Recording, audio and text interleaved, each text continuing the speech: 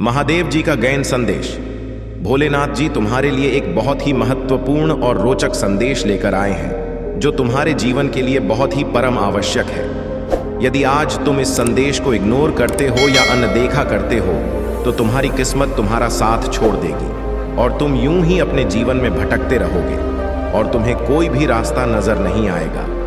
तुम्हारे प्रभु आज तुम्हारी सभी उन व्यथा को तुमसे दूर करने के लिए यह लेकर आए हैं।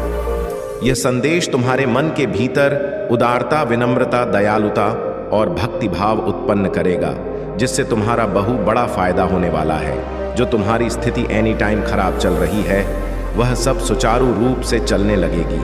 तो मेरे प्यारे बच्चे, इस संदेश को अपने प्रभु महादेव जी के साथ अंत तक सुने। अंत में तुम्हें एक बहुत बड़ा उत्तम चमत्कार देखने को मिलेगा। मेरे बच्चे, इस देश को शुरू करने से पहले तुम्हारे प्रभु भोलेनाथ जी की तुमसे एक छोटी सी प्रार्थना है। यदि इसे स्वीकार करते हो तो मेरे इस संदेश को तुरंत के तुरंत लाइक कर दीजिए और हमारे चैनल को सब्सक्राइब करके कमेंट में जय भोलेनाथ, हर हर महादेव, जय माता पार्वती, जय काली माता, जय लक्ष्मी माता, जय हनुमान और जय श्री राम टाइप कर दीजिए। इतने नाम की हाजिरी टाइप करते ही हम सभी लोगों की कृपा तुम्हारे ऊपर सीधे पड़ेगी और मेरी कृपा दृष्टि से तुम्हारे जीवन की समस्याएं समाप्त हो जाएंगी। मेरे बच्चे, यह विनम्रता और भावात्मक संदेश है जो तुम्हारे जीवन की वर्तमान गतिविधियों से और बीते हुए समय के काला चक्र से और आने वाले काल चक्र का पूरा विस्तार पूर्वक वर्णन है। यह वर्णन तुम्हारे प्रभु तुम्हारे लिए लेकर आए हैं क्योंकि तुम बहुत ही व्याकुलता इस समय महसूस कर रहे थे। तुम्हारी इस व्याकुलता को दूर करने के लिए तुम्हारे प्रभु जी भोलेनाथ जी तुम्हारे पास स्वयं उपस्थित हुए हैं। यदि आज नजरअंदाज करते हो तो यह तुम्हारी सबसे बड़ी भूल होगी और सबसे बड़ी महागलती होगी, क्योंकि मुझे अनदेखा करके तुम अपने आप को एक अंधकार में ले जाओगे। उस अंधकार में जहां पर सिर्फ तुम अकेले रहोगे, वहां पर तुम्हारे पास कोई नहीं रहेगा और ना तुम्हें उस अंधकार से निकालेगा और ना ही वहां कोई तुम्हें लेगा। तुम वहां पर अकेले चीखते चिल्लाते हुए और मार्ग को ढूंढोगे कि मैं यहां से कैसे निकालूं, कैसे यहां से मुझे मुक्ति मिले। परंतु तुम्हें मुक्ति मिलने वाली नहीं है, क्योंकि तुमने जिस प्रकार से अपने आप यह स्थिति उत्पन्न की है तो तुम्हें ही इससे बाहर निकलना होगा स्वयं के स्वयं। परंतु यदि अपने प्रभु महादेव जी के विश्वास और उनकी भक्ति पर अपनी श्रद्धा रखते हो तो तुम्हारे में प्यारे महादेव जी स्वयं तुम्हारे पास उपस्थित हो जाएंगे और तुम्हारा हाथ पकड़कर तुम्हें उस अंधकार भरे जीवन से बाहर निकालेंगे और तुम्हारी सभी व्यवस्थाओं को सुनिश्चित करेंगे। इस प्रकार से सुनिश्चित करेंगे जैसा तुमने कभी आज तक सोचा नहीं होगा। यह उन लोगों की विचारधारा है जो तुम्हारे जीवन में अनुकूलित और विपरीत इच्छाएं और भावना प्रकट करते हैं। मेरे बच्चे, यदि तुम मेरी बातों को मानते हो और मुझ पर विश्वास करते हो तो हाँ टाइप कर दीजिए। इससे मुझे यह पता चल जाएगा कि मेरा भक्त मेरी सहमति में है। तो मेरे प्यारे बच्चे, मैं तुम्हारी भक्ति से बहुत प्रसन्न और इतनी पीड़ा होकर अपने आप में आभास किया है और उनका अनुभव किया है जो हर किसी के बस की बात नहीं है। सिर्फ वही कर सकता है जो सच्चे दिल वाला प्रभु भोलेनाथ का भक्त होगा। कठिन जो परीक्षाएं ली हैं उसमें सभी परीक्षाओं में तुम उत्तीर्ण हुए हो, सर्वश्रेष्ठ हुए हो। मेरे बच्चे, तुम यह कभी मत सोचना कि मेरे प्रभु ने मुझसे इतनी बड़ी परीक्षा क्यों ली।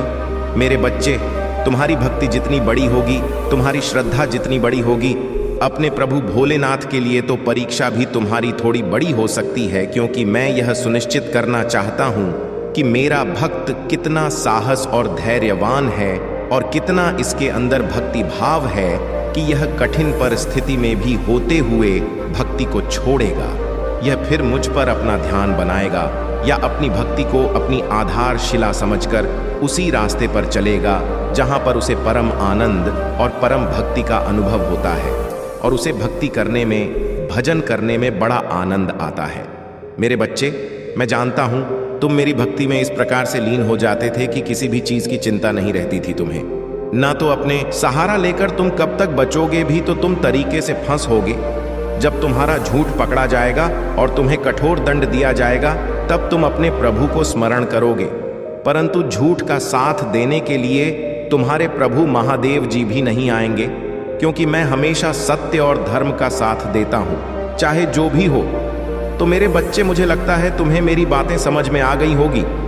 तो यदि समझ में आ गई है तो मेरी बातों का पालन करना, जिससे तुमने एक वक्त पर बहुत प्रेम किया था। महादेव जी तुम्हें आज एक सच्चाई बताने जा रहा है। वह व्यक्ति जिसने तुम्हें छोड़ दिया, उसने तुम्हें यूं ही नहीं छोड़ा था। उसके पीछे एक कारण भी है। वह व्यक्ति अभी भी दिल से तुम्हें चाहता है। वह व्यक्ति अभी भी मानते हैं कि तुम्हें छोड़ने, तुम्हें धोखा देना उसका सबसे बड़ी गलती थी। और वह व्यक्ति यह भी जानता है कि तुम्हारे जैसा कोई भी उसके जीवन में नहीं आएगा। इसलिए वह आज भी अफसोस करता है, क्योंकि उसने तुम्हारे पीठ पीछे बहुत बार की कि उसने तुम्हारे साथ ऐसा क्यों किया। वह तुम्हें चाह कर भी नहीं बता सकता। मेरे बच्चे, उसे लगता है कि तुम उसे अभी भी नफरत करते हो, इसलिए वह व्यक्ति तुम्हें उसकी सच्चाई नहीं बता पा रहा है। यदि तुम उसकी सच्चाई जान जाएंगे तो तुम्हारे में उसके लिए कोई भी नफरत नहीं रहेगी। कर लिया तुम्हारा शत्रु, तुम्हारे पुत्र शत्रु। चाहे जो भी, कोई कुछ नहीं बिगाड़ सकता है। ऐसा तो हो ही नहीं सकता है कि तुम्हारे प्रभु महादेव जी तुम्हारी इच्छा ना करें। हर तरीके से रक्षा करेंगे, चाहे जैसे भी हो। किसी भी तरीके से तुम्हारा हित नहीं होने देंगे। बस तुम्हें अपने अपने प्रभु विश्वास बनाए रखना है। अपने महादेव, अपने भोलेनाथ जी पर विश्वास बनाए रखना है और अपनी माता की विनती प्रार्थना करते रहना है। सुख और शांति आएगी और तुम्हें खुशहाल जीवन जीने का आशीर्वाद देंगे। तो मेरे प्यारे बच्चे, आज मैं तुम्हारे जीवन के बारे में, तुम्हारी कठिन परिस्थितियों के बारे में, जो आज के टाइम पर तुम्हारे जीवन में चल रहे हैं, उनका सब वृतांत कह सुनाया है। अब तुम्हें और प्रतीक्षा नहीं करनी पड़ेगी।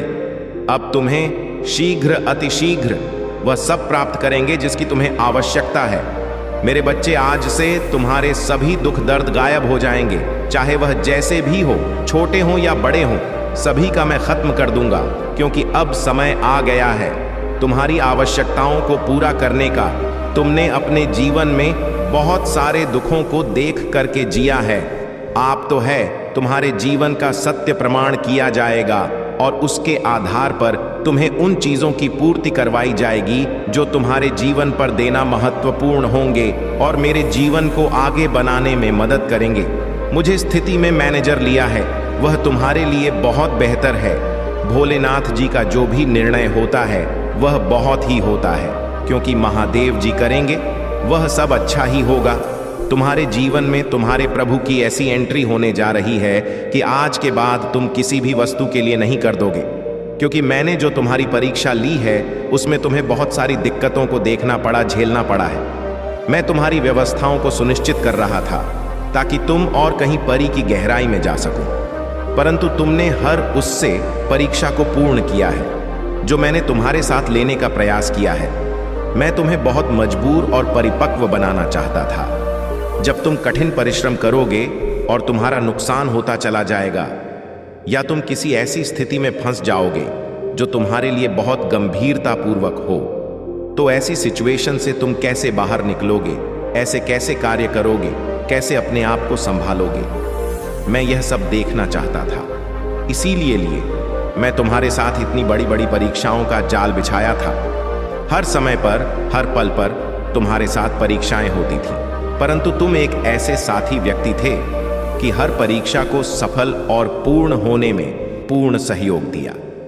अभी भी अपने आप को अधिक नहीं होने दिया और ना अपने आत्मबल को कम होने धैर्य बढ़ता जा रहा था कि मैं जो प्रभु की भक्ति कर रहा हूं, मैं बहुत वही करूंगा।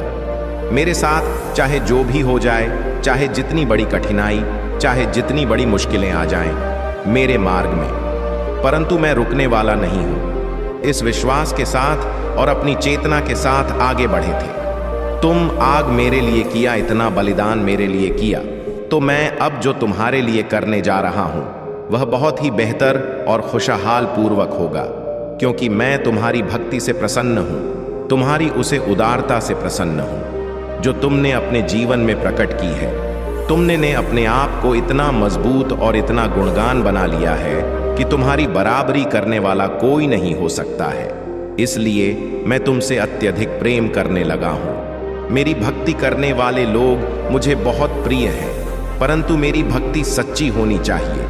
तो तुमने सच्ची भक्ति करके मुझे प्रसन्न किया है। तुम्हें वरदान देने के लिए अब तैयार हो गया हूं। मैं तुम्हें 2 ऐसे वरदान दूंगा जो तुम्हारे जीवन में अहम भूमिका का निभाएंगे। तो मेरे 2 वरदान ऐसे हैं, तुम अब झूठ बात नहीं है।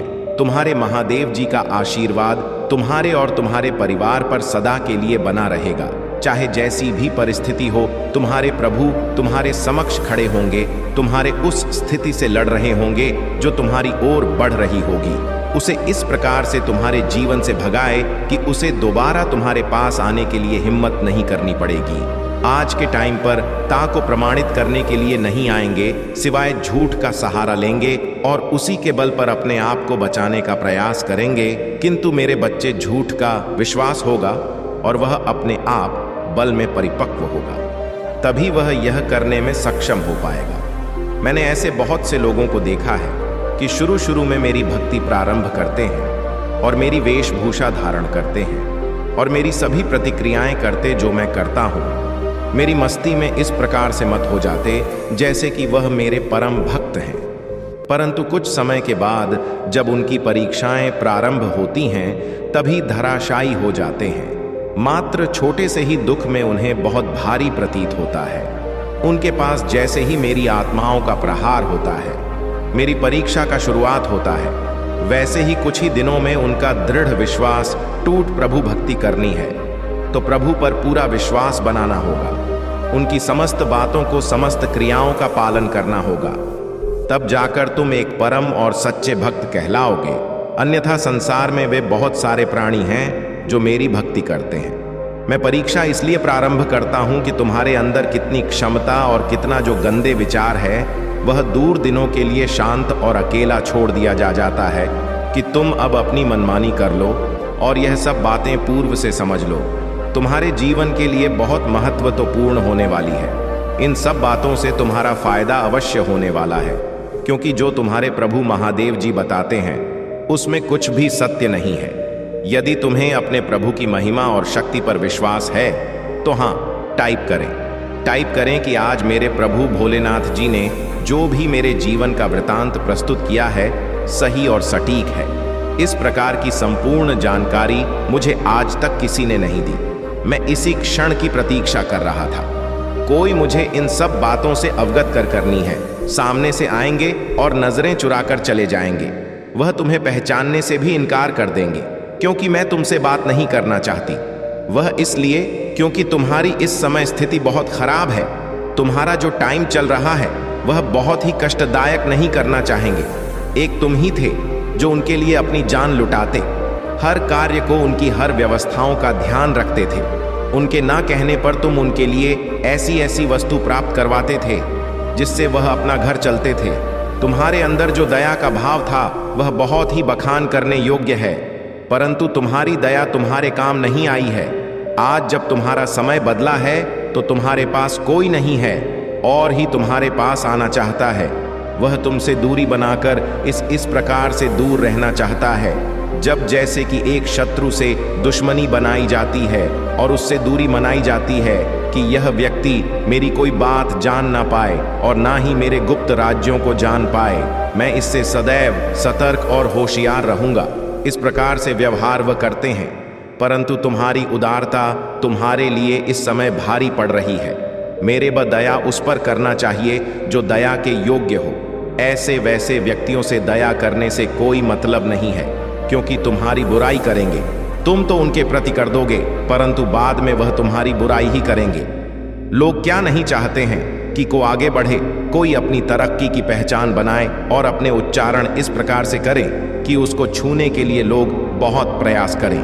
मेरे बच्चे, यदि तुम्हें अपने प्रभु भोलेनाथ जी का विशेष रूप से आशीर्वाद चाहिए तो मेरा भाग्यशाली अंक 1111 टाइप कर दीजिए और साथ ही साथ अपनी राशि का पहला अक्षर टाइप कर दीजिए, जिससे कि तुम्हारी समस्त समस्याओं का तुम्हारी राशि के अनुसार निवारण कर सकूं और तुम्हारी प्रत्येक समस्या का अंत बड़ी ही शीघ्रता से कर सकूं, जिसमें तुम्हें कोई दिक्कत ना हो।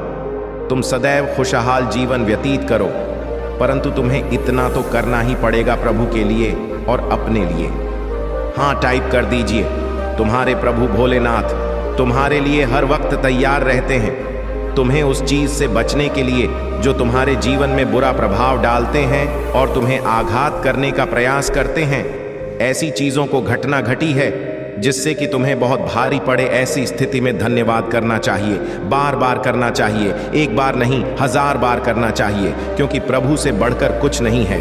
यदि प्रभु जी का आशीर्वाद तुम्हारे जीवन में है तो तुम्हारे साथ कुछ भी होने वाला नहीं है, चाहे जितना जल्दी होने वाला है। और तुम्हारे आने वाली पीढ़ियां भी एक अच्छा सुख अनुभव करेंगी और तुम्हारे कुल का नाम रोशन होगा। तो मेरे बच्चे, इस संसार में यदि आए हो तो कुछ अच्छा कर लो कि जब तुम्हारा लेखा जोखा तुम्हारे प्रभु के पास देखा जाए और तुम्हारे कर्मों का हिसाब किताब चुकता होने लगे, तब कम से कम तुम्हारे कुछ ऐसे काम निकल आए जिससे कि तुम वहां के समस्त नियमों के अंदर आ जाओ और अपनी पड़ाव से मुक्ति का जो दंड है कम हो जाएगा। अन्यथा जो भी दंड वहां दिया जाता है वह तुमने अभी तक कभी नहीं पाया होगा और न ही देखा होगा। जब वहां पर जाओगे तब तुम्हें इन सब बातों का पता चलेगा। जब तुम्हारी देह से तुम्हारे प्राण तुम्हारी आत्मा निकालकर उन मेरे देह दूतों तक पहुंचेगी जो इन कार्यों को सुनिश्चित करते हैं, फिर जिस तरह से तुम निर्दयता से पेश आते हो, किसी के साथ दया नहीं करते हो, सबको सताते हो, बुरा आंच रखते हो और अपने धर्म को नष्ट करते हो, किसी की बात नहीं मानते हो, कोई भी साधु संत या महात्मा या सिद्ध पुरुष तुम्हें कुछ समझाने का प्रयास करता है तो तुम उनकी बात का उल्लंघन करते हो और उन्हें बुरा भला कहते हो और उन्हें भगा देते हो, तो यह तुम्हारी सबसे बड़ी भूल है। इसी तरीके से तुम्हें निर्दयता से पर पीड़ा दी जाएगी, ऐसी पीड़ा जो तुम्हारे दर्द सहन करने की क्षमता नहीं रहेगी। चिंके चिल्लाओं का तब भी तुम्हें छोड़ने वाले नहीं हैं मेरे देवदूत। तब तुम्हारे प्रभु ही तुम्हारे पास आएंगे, तब तुम्हें बचाएंगे। किंतु जब तुम आज से ही अच्छे कर्म करना प्रारंभ कर दोगे और शिव भक्ति करना प्रारंभ कर दोगे या किसी की भक्ति करना प्रारंभ कर दोगे जो तुम्हारा ईट हो, जो तुम्हारा राह पूजनीय हो, उसकी पूजा करो, तुम्हें अवश्य ही सभी पापों और सभी दुखों से मुक्ति मिल जाएगी। परंतु यदि तुम ऐसा नहीं करते हो तो तुम्हारा जीवन नरक से भी देवता हो जाएगा और तुम्हारा इस पृथ्वी लोक पर है और आकर के अपने अनुसार भोग करते हैं और फिर मृत्यु के बाद पुनः वापस चले जाते हैं। तो तुम उनमें से नहीं हो, तुम एक मनुष्य योनि में हो, तो जो मनुष्य का कर्तव्य है वह तुम अवश्य करना चाहिए। यदि उनका उल्लंघन करोगे तो सजा मिलेगी। मेरा कार्य समझने का है, मैं सृष्टि को बनाया है और सृष्टि को डोट चलाने की जो जिम्मेदारियां ली है, तो मैं अपने प्रिय बच्चों को समझा भी सता हूं कि मेरी बात को मान जाओ और अपने कर्मों को सुधार लो। यदि तुम सुधर गए तो सब कुछ सुधर जाएगा और तुम कभी भी उस सिचुएशन में नहीं जाओगे जो तुम्हारी विपरीत दिशाओं में तुम्हें प्रस्थान करती है। तुम मेरे प्रिय बच्च, तुम्हारे महादेव जी ने जो बताया है वह तुम्हें अच्छी तरीके से समझ में आ गया है और मैं उनके लिए इतनी सारी व्याख्या भी कर दी है। यदि वह सुधर सकते हैं तो सुधर जाएंगे, अन्यथा उन्हें अपने कर्मों को भोगने दो और तुम अपना कर्म करते रहो। मेरी बात को मानो तो तुम मेरे इस दिव्य स्वरूप की विवेचना किसी से ना करना। जो ऐसे लोग हैं जिनके बारे में अभी मैं तुमसे बात कर रहा था, बस तुमसे गुप्त ही रखना। तुम जब गुप्त रखोगे तो उसका जो असर है, उसका जो तप है, वह तुम्हें पूर्ण रूप से प्राप्त होगा। अन्यथा यह सब तुम्हारा छिन्न हो जाएगा। जो तुम्हारी भक्ति है, जो वहां तक है जो तुम्हें प्राप्त हो रहा है, वह सब चीर हो जाएगा। मेरे बच्चे, भक्ति की है और जो तुम्हारे जीवन में पूरा समय चल रहा था वह मैंने ही तुम्हारे जीवन में प्रकट किया था, क्योंकि मैं तुम्हारी परीक्षा ले रहा था। मेरे बच्चे, परीक्षा लेना भी मेरे लिए आवश्यक है, क्योंकि अपने सच्चे भक्त की पहचान करना मेरे लिए परम आवश्यक होता है। यदि मैं अपने भक्त की सटीक पहचान नहीं करूंगा तो मेरे लिए यह सुनिश्चित करना संभव हो जाएगा कौन सा मेरा परम भक्त है। इसकी पहचान करना बहुत ही अनिवार्य है, इसीलिए मैंने तुम्हें अपनी परीक्षा में तपाया है। मेरे बच्चे, लोहे को जितना पाया जाता है वह उतना ही मजबूत होता है और सोने को जितना तपाया जाता है उसकी सुंदरता उतनी ही अधिक बढ़ती है। सूर्य की चमक उदाहरण वह प्रस्तुत करता है कि मैं कितना तापमान और चमकीला में मेरे इस ताप से सब कुछ उजागर और चमचमा जाता है। अगर तुम सूर्य की तरह चमकना चाहते हो तो तुम्हें सूर्य की तरह दाना होगा। वह ताप्ती, उसका मैं संसार को प्रकाश देता है। ठीक उसी प्रकार तुम्हें अपने आप को चमकाना होगा, सोने की तरह चमकना होगा। तब जाकर तुम एक सर्वश्रेष्ठ व्यक्ति बन पाओगे, एक ऐसे सर्वश्रेष्ठ व्यक्ति जो लोग तुम्हारी प्रशंसा करेंगे और तुम्हारे बारे में चर्चाएं शुरू हो जाएंगे, क्योंकि ऐसा वही कर सकता है जिसका हृदय बहुत विशाल होगा, जिसके अंदर चेतन होगी, जिसके अंदर दृढ़ परिवार की, ना तो अपने बच्चों की, ना तो अपनी पत्नी की। तुम सदैव मेरी भक्ति में, मेरे भजन में लीन रहते थे। तुम्हारे पास तुम्हारे घर में पैसे नहीं होता था, खाने के लिए भोजन नहीं होता था और बच्चों के लिए वस्त्र नहीं होते थे, पत्नी के लिए वस्त्र नहीं होते थे। तब भी तुम अपने कार्य को छोड़ करके उनके लिए उन व्यवस्थाओं को ना पूरा करते हुए मेरी भक्ति को जिस प्रकार से तुमने करने का निर्णय लिया है, वह मुझे अति प्रिय लगा है। वह ऐसा कोई नहीं कर सकता है जो तुमने आज मेरे सामने प्रस्तुत किया है।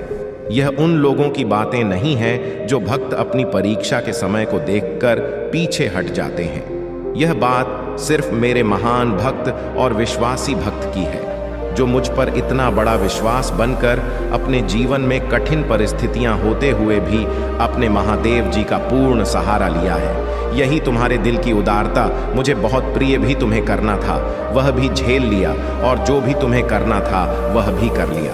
अपने अनुसार, अपनी भक्ति के अनुसार, अपने हृदय की उस गहराई के अनुसार जो तुम्हारे भीतर उस भक्ति भाव को उबाल कर बाहर निकाल, जहां से लोगों के मन में गंदे विचार उत्पन्न होते हैं। वहां पर तुमने शिव भक्ति का निर्णय लिया और उसी में लीन होने लगे।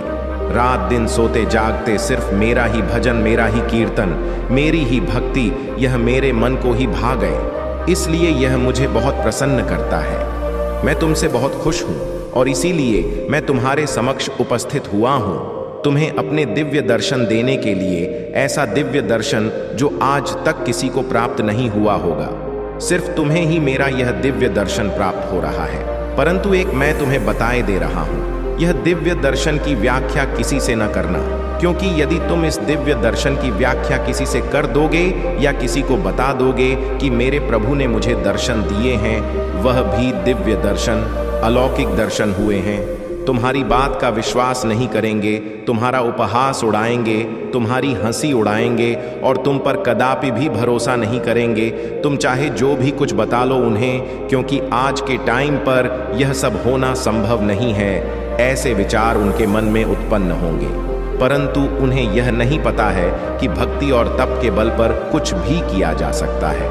कुछ भी आज के टाइम पर संभव नहीं है। ऐसा नहीं है कि आज के टाइम पर प्रभु अपने भक्तों को दर्शन नहीं देते हैं या उनकी बात को, प्रार्थना को स्वीकार नहीं करते हैं। यह तो सब पहले होता था, त्रेता, द्वापर, सतयुग। इन सब युगों में प्रभु स्वयं दर्शन देते थे, किंतु कल युग में प्रभु स्वयं दर्शन नहीं देते हैं और ही किसी को अपने दिव्य दर्शन की छवि दिखाते हैं। परंतु मेरे बच्चे, तुम्हें इन सभी की बातों में नहीं पड़ना है, और ही उनकी सोच विपरीत है और तुम्हारी सोच अनुचित है। तुम जहां तक सोच सकते हो और जहां तक जो कुछ भी कर सकते हो, वह इनके बस की बात नहीं है, क्योंकि इन्होंने आज तक अपने जीवन में सिर्फ अपने अहम, अपने अहंकार, अपने जीवन के मध्य में होकर अपने जीवन प्रस्तुत किया है। उन्हें यह सब क्या पता कि कुछ करने से, पूजा पाठ करने से क्या क्या हो सकता है, क्योंकि उन्हें इतना ज्ञान नहीं है, उन्हें इतनी जानकारी नहीं है, और ही उनके अंदर इतना साहस है कि वे सब मेरे बच्चे, वे लोग एहसान ही करें तो ही अच्छा है। क्यों? ऐसे लोग तो सिर्फ दंड के भागी होते हैं। उनके जीवन की समस्त परिस्थितियों निरस्त कर दी जाए और उनके जीवन में विभिन्न समय का प्रवेश कर दिया जाए तो ही उनके समझ में यह सब बातें आ जाएं। परंतु यह सब आई नहीं। कुछ और समय है, कुछ और क्षण है जो इनके लिए अभी बेहतर है, जो आने वाला समय होगा। जब उनके कर्मों का, पापों का घड़ा भर जाएगा, तब उन्हें भी ऐसी ऐसी कठोर पीड़ा मिलेंगी जो उन्होंने अपने जीवन में सोचा नहीं होगा और ना ही उसका आकलन किया होगा। क्योंकि तुम दूसरे को देखकर जब हंसोगे, दूसरे की बात का मजाक बनाओगे और उन पर टिप्पणियां करोगे, तो तुम्हें कभी भी कुछ अच्छा प्राप्त नहीं हो सकता है। क्योंकि यदि कोई शिव भक्ति कर रहा है, वह अपने जब तक मिली है, तो यह तुम ऐसा करते हो तो तुम्हें घोर पाप लगता है और उसके पाप की सजा बहुत ही भयानक होती है। तो मेरा कहना मानो, ऐसे लोग जो बहुत पाप के भागी ना बने, जो ऐसा सोचते हैं करते हैं जो मैं बता चुका हूं। अगर कुछ बुद्धि है, कुछ मस्तिष्क तुम्हारा नियंत्रित में है, तो अब से मेरी बात को मानो और अपने जीवन को सुधारने का प्रयास करें। जब तुम प्रयास करोगे तो समस्त जीवन बेहतर